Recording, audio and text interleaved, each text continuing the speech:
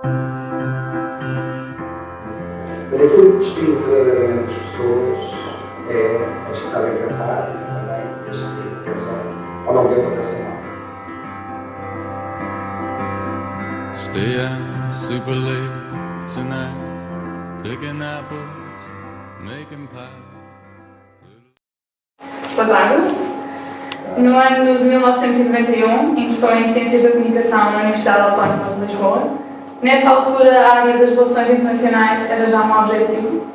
Não. A docência, sim. A área das relações internacionais, não. Eu gostava muito da área das Ciências da Comunicação, gostava muito do jornalismo. Estava dividido na altura entre o jornalismo e a vida académica. O ideal era juntar as duas coisas, dar aulas na universidade e seguir a carreira como jornalista. Aliás, fiz durante vários anos. Gostei muito do curso. O curso, na altura, foi o primeiro curso a ter ateliês em que nós podíamos fazer um programa, fazíamos programas de televisão, um ateliê de televisão, programas de rádio, um ateliê de rádio. Fizemos jornais, uma simulação de uma redação de jornal. Eu gostei muito e estava muito entusiasmado na altura com o jornalismo. Depois, logo a seguir, acabar o curso, entrei para a agência Lusa e adorei estar na agência Lusa. Depois fui muitos anos jornalista num grupo privado, que já não existe hoje, mas é o equivalente já ao grupo Cofina, que na altura era um bom grupo, hoje em dia tem que correr amanhã e eu recordo, mas na altura era um bom grupo, e eu gostava muito do jornalismo. E portanto não me passava pela cabeça nessa altura para as relações internacionais, mas ainda no curso sempre gostei de política, sempre gostei de política internacional, como é evidente, mas isso é diferente do que seguir uma carreira científica na área. Mas, sem nunca ter pensado nisso, reparei durante o curso que tinha adorado a cadeira de Relações Internacionais e tinha sido o melhor aluno na cadeira de Relações Internacionais, e isso ficou-me, sem ser ainda capaz na altura de perceber o que ia acontecer a seguir, ficou-me sempre na cabeça. Passou por várias universidades ao longo do seu percurso académico e em 2007 começou a sua aventura na FCSH. Na sua opinião, o que é que torna a FCSH especial? Muita coisa, mas eu diria que o rigor científico. É claramente uma faculdade vocacionada para a ciência, e essa é a primeira preocupação de todos os professores que trabalham aqui. Não há aqui outras dimensões.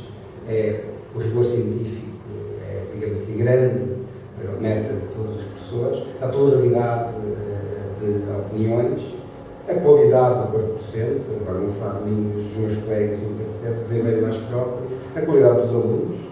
Eu não estou a ser simpático, os alunos são francamente bons, aliás, não se vê só pela média de entrada, às vezes as médias têm que seguir, mas a média é muito alta, não é? Mais alta do país, como se confirmou lá, com 16,5. Os alunos são francamente bons.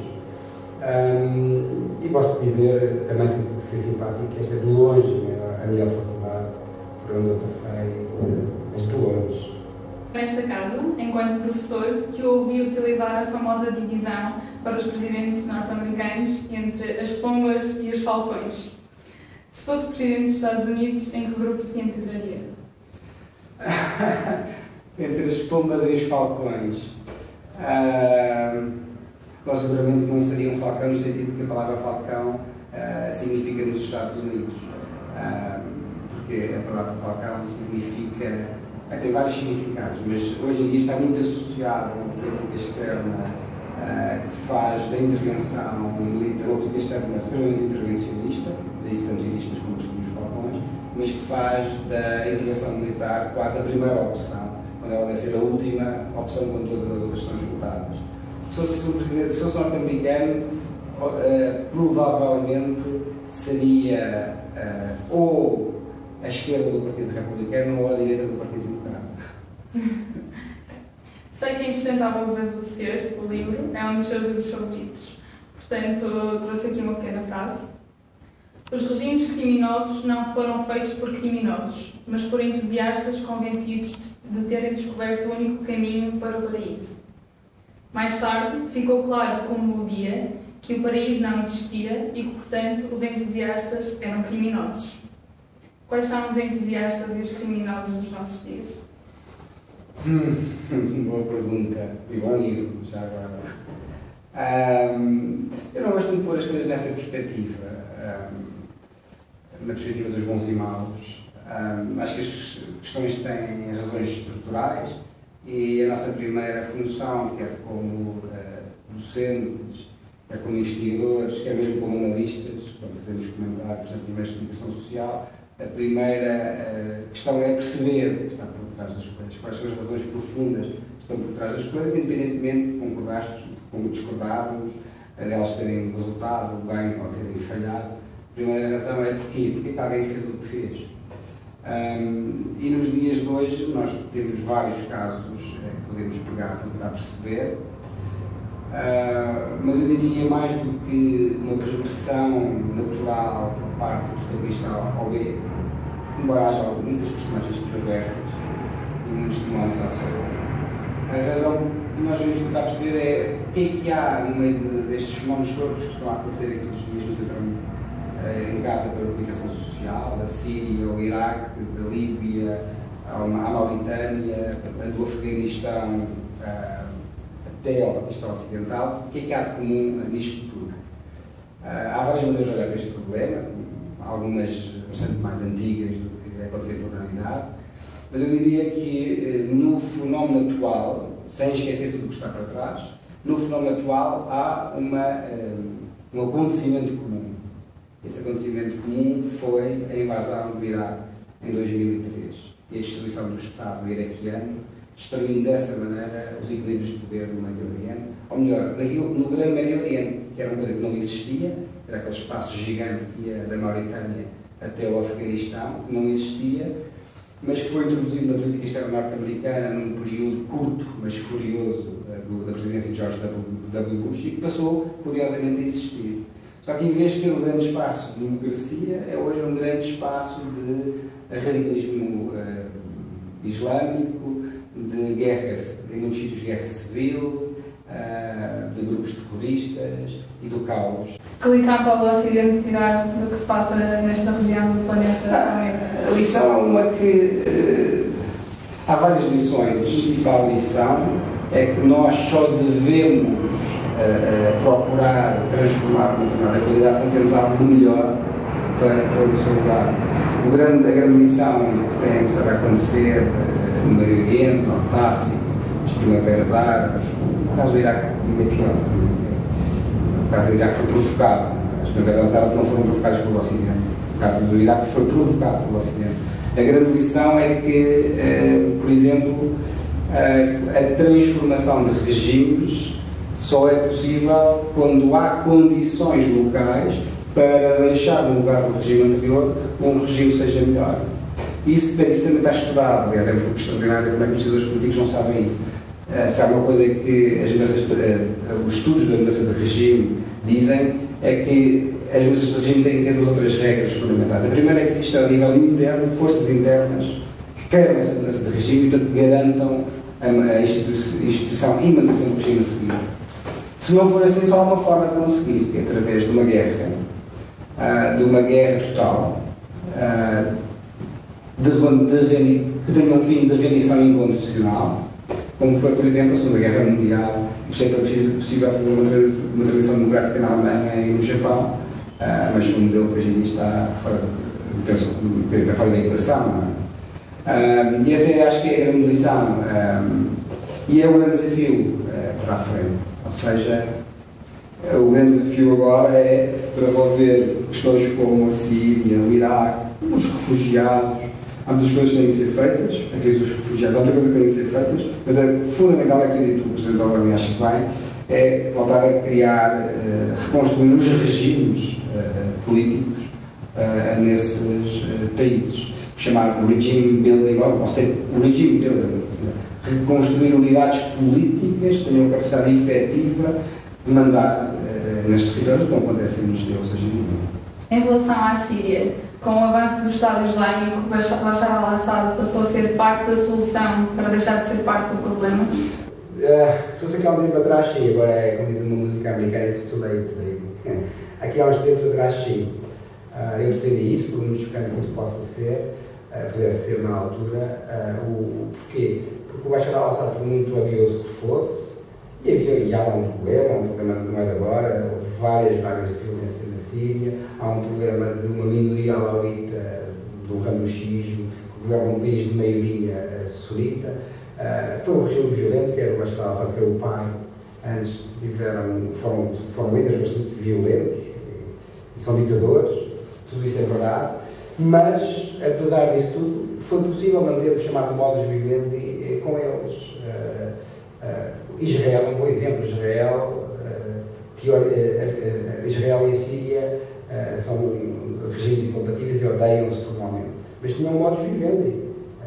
Tinham modus vivendi desde a guerra do Salvador do Kippur, de 73, onde tive uma guerra direta um com o outro.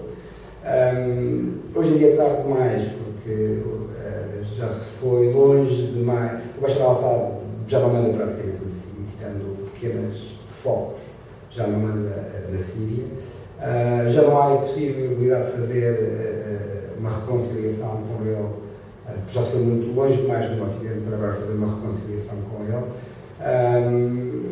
O que se pode fazer neste momento é, já está a ser feito, e o Presidente do Secretário-Estado norte-americano disse isso publicamente, enquanto ele lá estiver tendo um inimigo comum, que é o Estado Islâmico,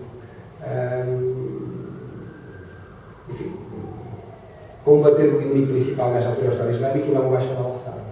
Mas mais cedo ou mais tarde a questão vai se colocar. Não só porque o Ocidente já foi longe demais para agora se reconciliar com o Bashar al-Assad, como também porque ele já não é solução, porque ele não manda já. Qual é a solução? A solução vai demorar, é difícil, vai demorar décadas. O problema da Síria é uma peça do tal problema mais vasto do grande Médio Oriente, Norte da África e Ásia Central. Cada um com a sua dinâmica própria. A solução neste momento, a solução definitiva passa sempre, na minha opinião, por reconstruir entidades políticas, governos, entidades políticas sejam capazes de mandar e tenham tal uso, um tal monopólio da violência legítima, como nós, nos Estados, como nós estamos habituados a conhecê-los, como por exemplo, isso vai demorar imenso tempo. Tem que ser na Síria, tem que ser no Iraque. Se faz na Síria, não faz no Iraque. O tal Estado Islâmico vai para o Iraque, depois do Iraque contra-ataca na Síria. Se é o contrário, se faz só na Síria, se faz no Iraque, vão para a Síria e depois contra-atacam a partir da Síria. Não pode ser uma solução só de um dos lados, tem que ser uma solução dos dois lados. Mas isto vai demorar muito tempo. Até lá, o que é possível fazer? Até lá é possível fazer o que já está a ser feito, mas é o primeiro passo, que é conter o avanço do Estado Islâmico. Isso está contido. O Estado Islâmico não tem conseguido avançar. Isso faz fundamentalmente pela combinação do apoio às tropas iraquianas, às tropas curdas do terreno e apoio aéreo com o bombardeamento de posições do Estado Islâmico. Seja como for, isto não resolve o problema, porque isso permite conter o Estado Islâmico, isso está a acontecer, mas não permite derrotar o Estado Islâmico. Derrotar o Estado Islâmico implica ter homens no terreno e forças mais significativas no terreno. Sendo que isso é um problema enorme, porque se põe tropas no terreno ocidentais, vai permitir a organizações como o Estado Islâmico recrutar um conjunto de outras pessoas que veem as tropas, as botas dos infiéis na Terra Santa. Se faz com as forças locais, sobretudo forças sunitas árabes, que é o ideal, tendo em conta a especificidade da região, que é o que supostamente já está a acontecer, não é? Mas sem sucesso nenhum. Por isso, para já conter. Depois de conter, procurar. O Estado Islâmico é o quê? E a Al-Qaeda? O problema é, imagino que era possível, por absurdo, e eu não defendo isso, haver uma intervenção militar liderada pelos Estados Unidos com uma grande coligação para derrotar o Estado Islâmico. Acho que seria um erro, mas imagino que isso era possível acontecer. O que é que sucedeu ao Estado Islâmico? Uma outra coisa qualquer parecida ao pior, como a Al-Qaeda sucedeu ao Estado Islâmico. E porquê? Porque a única forma de combater uma ideia, e isto é sobretudo uma ideia, ou uma organização dessa natureza, é ter algo melhor, uma ideia melhor e uma organização melhor para colocar lá no terreno. E há uma ideia ideia melhor para colocar no terreno?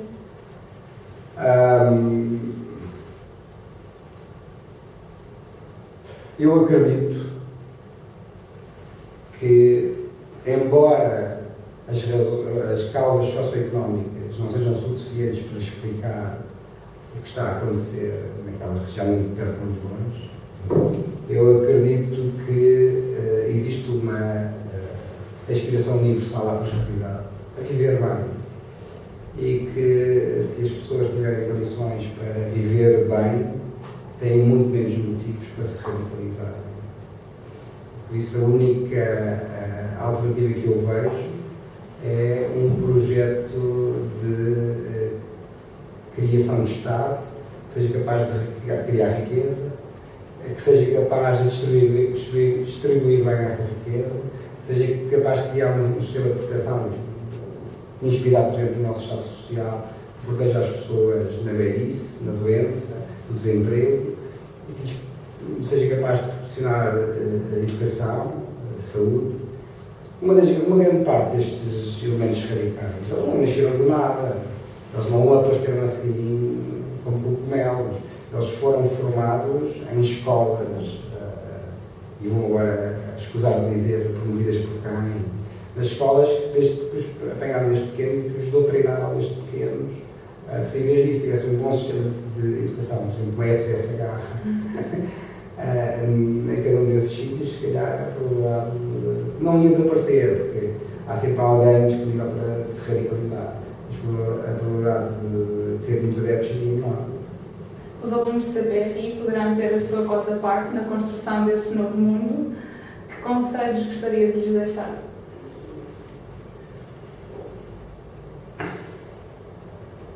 Olha, o grande conselho que eu posso deixar aos alunos é leiam muito e pensem muito.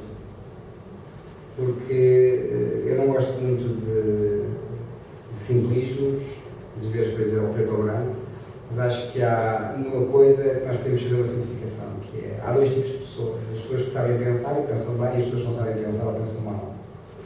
E a coisa mais importante é saber pensar. A inteligência é a coisa mais importante. Isso tem a ver, como diria, já não sei se foi o Picasso, ou alguém disse o Picasso ou o Mozart, isto tem 10% de talento natural e 90% de transpiração. E a transpiração é ir às aulas, ler os livros, pensar sobre os livros, e ficar a pensar bem. Isso é a coisa mais importante. Eu não alinho muito com estas coisas de agora,